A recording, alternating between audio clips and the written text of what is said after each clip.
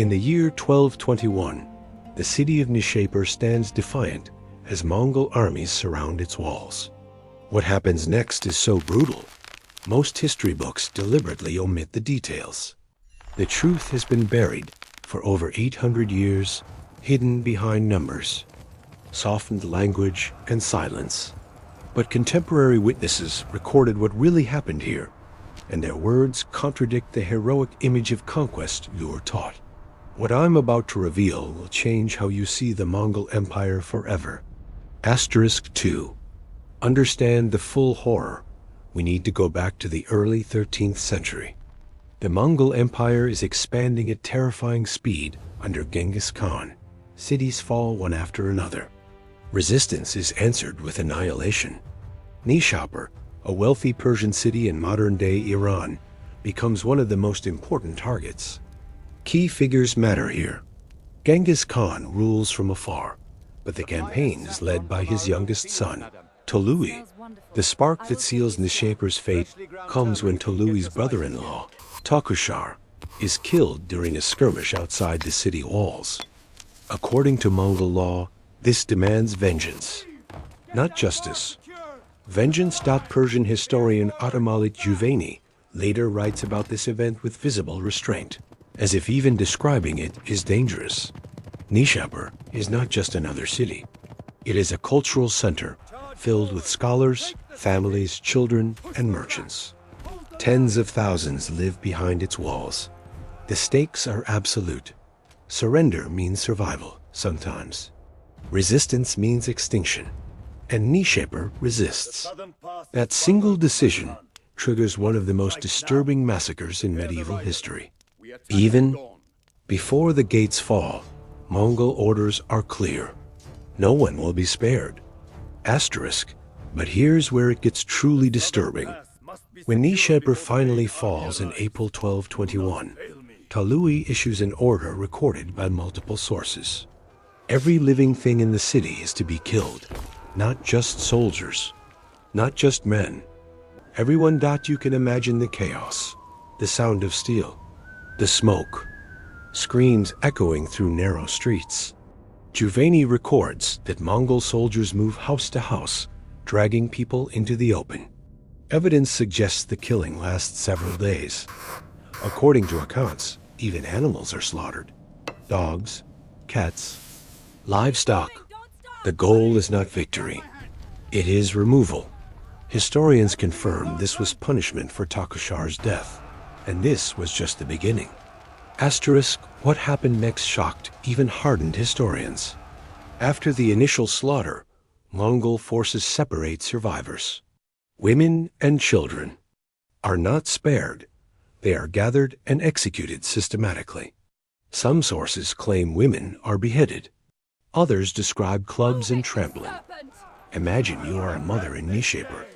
You are holding your child. There is nowhere to run. You watch soldiers approach, calm and methodical. This is not chaos. This is procedure. Juvayni writes that heads are piled into pyramids, separated by gender. Men's heads in one stack, women's in another, children's in a third. This detail appears in multiple Persian sources, suggesting corroboration. The visual is unthinkable, and still, the killing continues. Asterisk, but that's not even the worst part.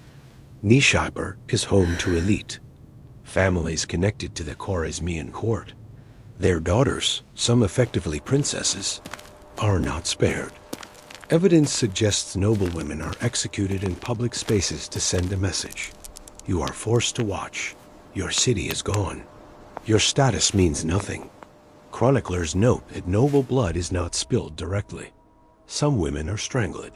Others are crushed beneath horses, a method meant to avoid dishonor in Mongol custom. This is not mercy. It is ritualized destruction. And little did they know, death was only one outcome. Asterisk, the reality was far more disturbing. After the massacre, a small number of survivors are kept alive temporarily. According to Juvayni, they are ordered to count the corpses. Imagine walking through your ruined city, stepping over bodies, forced to tally neighbors, friends, family. The number recorded is staggering. Sources claim over 1.7 million dead, though modern historians debate the exact figure. Even conservative estimates place the death toll in the hundreds of thousands. You smell decay. You hear flies. The city is silent, but the true horror was still to come. What happened next defies belief. Once the counting ends, the survivors are killed. The city itself is destroyed. Irrigation systems are broken. Buildings are leveled.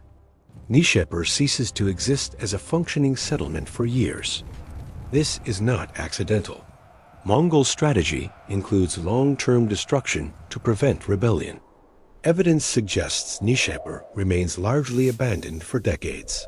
You don't just kill a city, you erase its future. And this dark lesson spreads across Persia. The ripple effects of this brutality extend far beyond Nishapur. News of the massacre travels fast. Other cities surrender without resistance, terrified of the same fate. Mongol power grows not just through armies, but through fear. For the perpetrators, Nishapur becomes an example. For the victims, there is no justice, no graves, no names recorded. This dark chapter still haunts Iranian historical memory. Modern scholars see Nishapur as a turning point where Mongol terror becomes systematic. And the most disturbing detail? Later Mongol chroniclers reduce the massacre to a few lines, stripping away the suffering. Silence becomes the final weapon. And if you think that's horrifying, the truth about what Mongol armies did after the fall of Baghdad is even more disturbing. I've uncovered accounts many historians still avoid discussing. Make sure to watch the video appearing now. The secrets of history run deeper than anyone imagined.